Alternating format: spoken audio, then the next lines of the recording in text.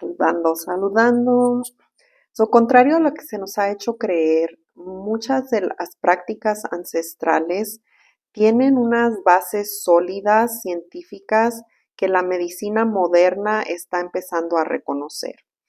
Este tema es muy interesante para mí. Hola, yo soy Maribel y estamos continuando con el episodio 3 de esta serie llamada Volviendo a nuestras raíces. El tema de hoy es la sabiduría ancestral negada. Negada porque por mucho tiempo se nos ha hecho creer que todo lo que tiene que ver con la sabiduría indígena es tanto supersticiosa como no válida, no importante, por no decir que creían que eran completamente salvajes y que no había nada bueno en las tradiciones. Pero hoy vamos a tomar un poco del tema de cuáles son los valores que existen dentro de muchas de las comunidades indígenas. Si te interesa este tema, asegúrate de continuar. Y si no has visto los primeros episodios, pues te invito a que lo hagas. Hay diferentes nombres que le pudiéramos llamar a esta negación de todo lo que tiene que ver con los saberes de las culturas indígenas. Por ejemplo, una devaluación, un menosprecio, un rechazo, una invilicización. Probably didn't say that right. Se ha marginado, es descalificada, son muchas maneras de rechazarlo. ¿Por qué? Este rechazo del conocimiento indígena no era accidental. Sabemos que la religión tuvo mucho que ver en que se adaptaran unas maneras nuevas de creer, pero desde que llegaron los europeos a México hubo esta mentalidad de que todo lo que tenía que ver con los europeos era científico y todo lo que tenía que ver con los indígenas era mirado como superstición. Tristemente, me identifico porque ya de adulta, estudiando ciencias, específicamente en la rama de psicología, se me inculcó esa manera de mirar como los remedios caseros como algo que era supersticioso. Cuando tuve mis hijas y mi mamá me daba algunas recomendaciones de cómo yo podía ayudar tanto para que me fluyera más leche, para cómo curarle su cordón umbilical o el pedacito que queda. Todo eso a mí se me hacía como superstición. Y me tomó pocos más años para poder yo empezar a profundizar. Y ahora, dentro de mis mismos estudios académicos, encontré mucha evidencia, no tanto evidencia, sino como testimonios. Encontré pues que las sabidurías de los ancestros indígenas tienen mucho valor. Eso es lo que vamos a abordar hoy y podemos mirar que hubo ciertas maneras de que quisieron borrar todo. Sabemos que la mayoría de los libros que se les llamaba códices, fueron destruidos. De los libros mayas, por ejemplo, dice que había miles de libros que existían y a esta fecha solamente sobreviven 4 de ellos. Entonces es como si te imaginas toda la biblioteca de Alejandría, que es grandísima, y se está quemando una y otra vez, porque miles y miles de libros fueron destruidos. Ese fue parte de lo que nos llevó a empezar a internalizar pensamientos o creencias de otras personas de que los indígenas eran salvajes, eran tontos, no eran humanos, incluso creían, y otras palabras más. Pero podemos empezar a mirar que hubo una cierta deshumanización también de los indígenas, donde quedaron rápidamente en el olvido, como si hayan sido como leyendas míticas. Y parte fue por protección. Mucha gente que tenía los conocimientos tuvo que ocultarse por las mismas persecuciones que estaban enfrentando. Cualquier persona que no estaba encajando con las creencias nuevas que se estaban implementando, pues eran vistos de cierta manera como enemigos y se les destruía, pero esa manera, pues todavía estamos pagando las consecuencias de eso. Otra cosa que sucede mucho fue que hubo ciertas cosas que se fueron adaptando a través de los años y le llamamos a esto apropiación. Se lo básicamente adueñaron y nunca le dieron el crédito a las personas que tenían ese conocimiento. Por ejemplo, muchos medicamentos modernos han sido derivados de plantas utilizadas tradicionalmente por las comunidades indígenas. No estoy hablando solo de México, esto es a nivel continente americano, pero rara vez se les dio ese reconocimiento a las comunidades. Sí hay muchos libros donde redactan historias de científicos y esto va atrás. Estoy segura que en los 1800, 1700 empezaron a tener estas interacciones, pero de libros recientes, como por ejemplo en los años 70, que se empezó a ir para México y estudiar con María Sabina. Ella enseñó acerca de las propiedades que tenían los hongos y fue triste esa situación. Hasta la fecha, pues la familia de ella dice que básicamente ella se arrepintió de haber compartido esos conocimientos porque se tomaron y se descontextualizan. They get taken out of context. So, para la gente indígena es una relación muy especial, podemos decir algo sagrado, de sentirnos parte de la naturaleza y no abusar de ella. Nosotros la cuidamos, ella nos cuida, pero la mentalidad occidental o en este caso los estadounidenses que fueron a estudiar con ella, pues también se apropiaron de ciertas informaciones y luego empezaron a hacer sus propios usos con esas mismas medicinas y de cierta manera eso ha causado muchos daños también. So, ese es un ejemplo. El otro es la negación sistemática a nivel educativo. Muchas escuelas y universidades enseñan que todo lo valioso lo tiene la sabiduría occidental o la tradición occidental. Igual, en este caso, si menciono de la terapia, muchas de las prácticas que es ahora la ciencia dice, oh, esto de verdad ayuda al cerebro, vienen de las prácticas budistas, pero en ese entonces no se mencionaba. Ahora más y más lo están nombrando porque hay más conocimiento y la gente pues les está pidiendo que sean transparentes de dónde están obteniendo la información. So, en ese caso, pues son prácticas también de miles y miles de años, pero no es apropiado. Es como lo mismo de vine y descubrí América o Estados Unidos cuando el país ya existía y la gente ya lo habitaba.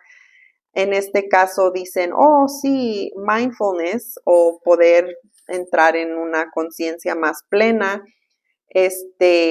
lo fundó tal persona, vamos a decir un nombre de un psicólogo científico estadounidense, como cuando dicen la psicología fue fundada por Sigmund Freud. La psicología como la estudian ellos sí fue fundada en ese tiempo, pero el estudio del ser humano y el bienestar tanto emocional, físico, espiritual de una persona, eso siempre ha existido.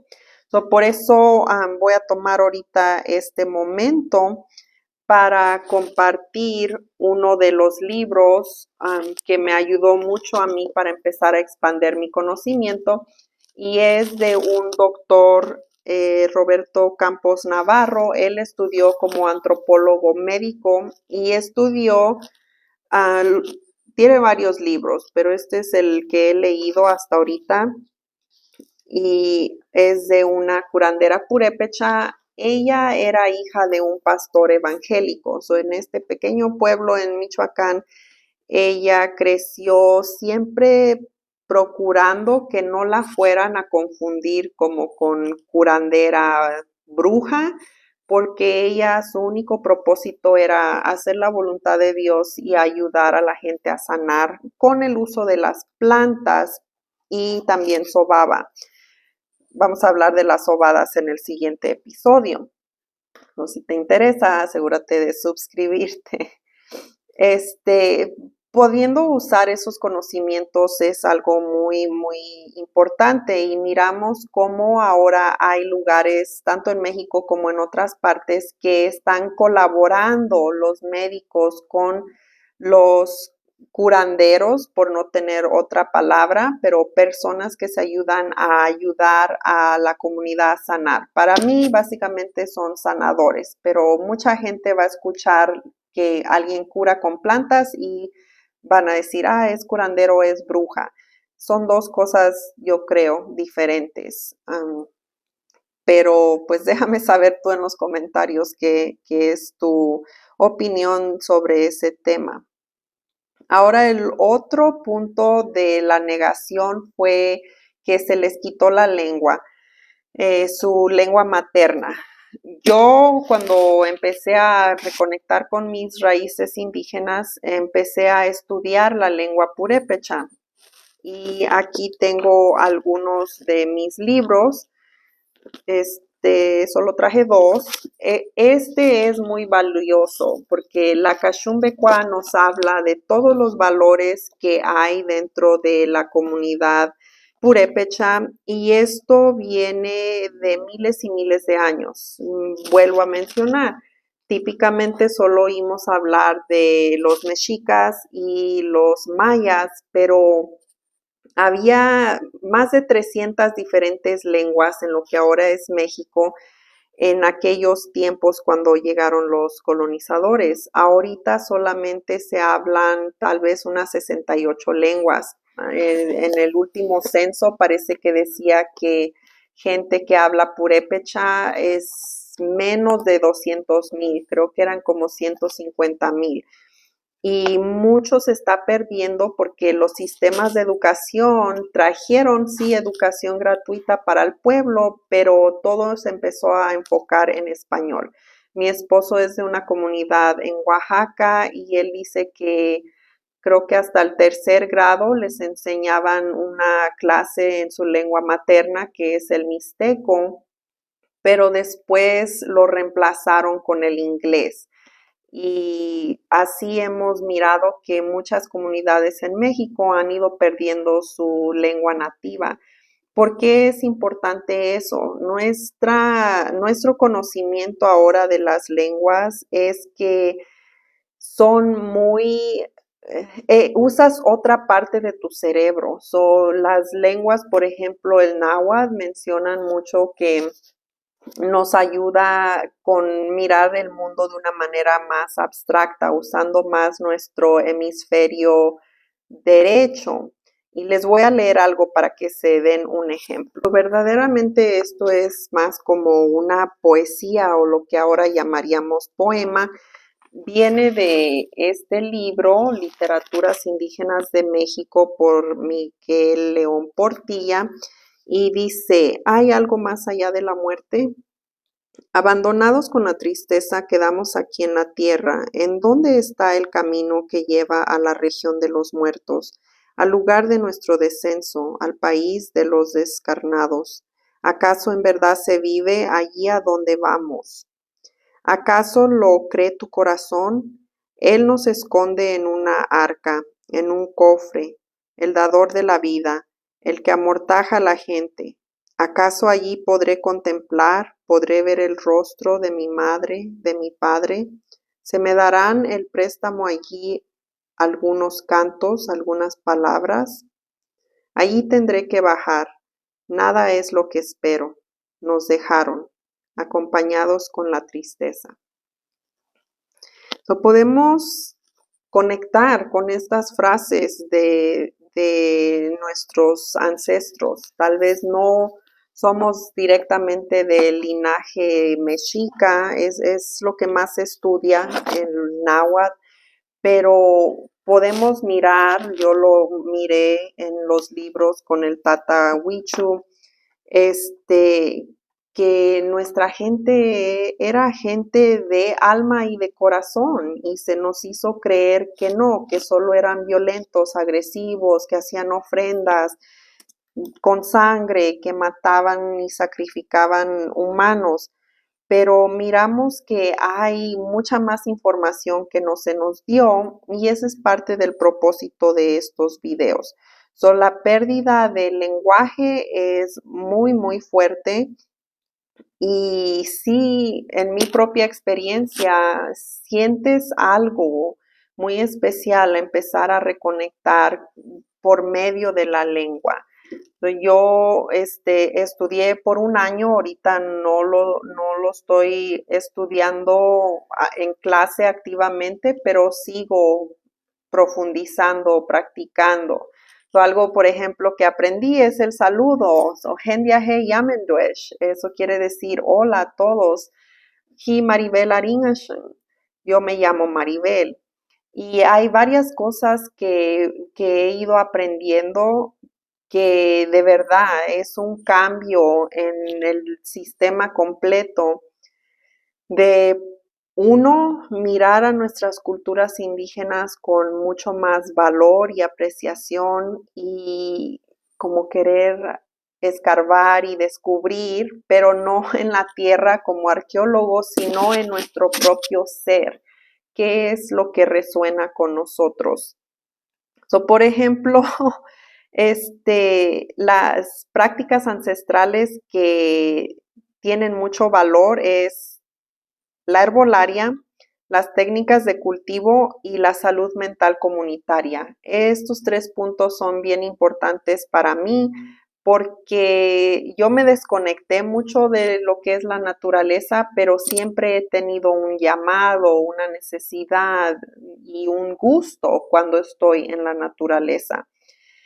He ido aprendiendo que nuestros antepasados conocían mucho del balance entre cómo nutrir la tierra, cómo cultivar. Lo que más se ha estudiado son las chinampas, pero Tata Huichu tiene otro libro del calendario purépecha donde menciona mucho del conocimiento que tenían nuestros ancestros para saber cuándo era un buen tiempo para cultivar. Son conocimientos invaluables, invaluables. Ahorita no se respeta nada de eso, no se respeta la tierra, los productos están llenos de químicos, nuestros cuerpos se están enfermando, entonces esas son razones que me llevan a mí a querer seguir informándome, integrando esta información y compartiéndola con los demás. La salud mental, como les mencioné, se decía que la psicología se fundó más o menos hace unos 100 años. Ahí les voy a dejar en los comentarios exactamente cuándo. Dicen que Sigmund Freud fundó la psicología, pero la realidad es que nuestros antepasados siempre estaban conscientes de cuando una persona no estaba bien y tenían sus métodos para ayudar a esa persona. A veces era de uno a uno platicando y a veces era en grupo y a veces era por familias. Entonces siempre ha habido estas intervenciones para sanar, reconciliar, restaurar. Ahorita no, ahorita todo es muy individualista y muchas veces ni la propia terapia está ayudando a la gente a sanar porque están dejando de lado otros aspectos que las comunidades indígenas sí integraban, como usar la herbolaria dentro de los tratamientos, porque sabemos que nuestro cuerpo responde muy bien a la buena alimentación y a las diferentes propiedades que tienen las diferentes plantas. Cuando podemos estar en balance, pues vamos a vivir más sanamente.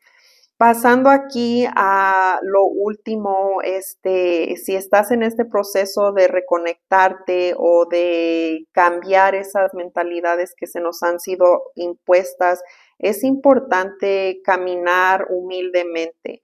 No queremos hacer lo mismo que se ha hecho de adaptar las cosas a nuestra propia manera sin darle crédito de dónde lo conocimos. Ustedes saben, yo les voy a compartir siempre los nombres de los libros, de donde yo estoy informándome, los maestros con los que yo me he ido formando y simplemente hacer el caminar no desde una manera como arrogante para echarle en cara a otras personas, pero para que nosotros podamos seguir enseñando esa manera de estar en buena relación con nuestro planeta y todo nuestro alrededor. También es importante que busquen mentores, maestros, guardianes del conocimiento, personas que les puedan enseñar y cuando conocen a personas que tienen mucho valor, de cuidarlos y ayudarlos a, si ellos quieren como impartir alguna clase o traer algún tipo de taller a la comunidad, hacer todo eso en apoyo de ellos, pero no forzándolos ni tampoco pues cobrando mucho dinero, porque esa es la otra cosa que se mira ahorita, estos conocimientos, sí hay ya muchas personas que lo enseñan, pero cobran mucho dinero y eso tampoco es la intención de poder seguir compartiendo. Por último es de hacerlo siempre con respeto y respetando pues ese contexto cultural y espiritual. Para terminar, un pequeño ejercicio que pueden hacer es mirar algún remedio o alguna práctica tradicional que escucharon en su familia y tratar de ser más curiosos, investigar un poquito cuáles son los orígenes de ese remedio o esa práctica. Eso nos ayuda a poder profundizar porque pues tristemente también en mi caso, como la generación de mis padres y la generación de mis abuelos, pues también se desconectó de un linaje indígena. Si les preguntas, pues, ¿de dónde eres o quién eres? Pues soy mexicano, no había otra palabra por la misma discriminación, muchas personas no se querían identificar a sí mismos como indígenas. Compartiendo estas enseñanzas es importante y así también ayudamos a nuestras futuras generaciones para que ellos también sigan teniendo el conocimiento, sabiendo de dónde viene y por qué es valioso y cuál es su importancia. La negación de la sabiduría ancestral es una de las heridas más profundas de la colonización y al menospreciar y rechazar el conocimiento indígena, pues no solo se dañó a los pueblos originarios, sino que también nos ha privado a toda la humanidad de las soluciones valiosas a estos problemas del cambio climático que estamos enfrentando ahora. Recuperar y honrar estos saberes yo creo que es una parte esencial de nuestro camino hacia la sanación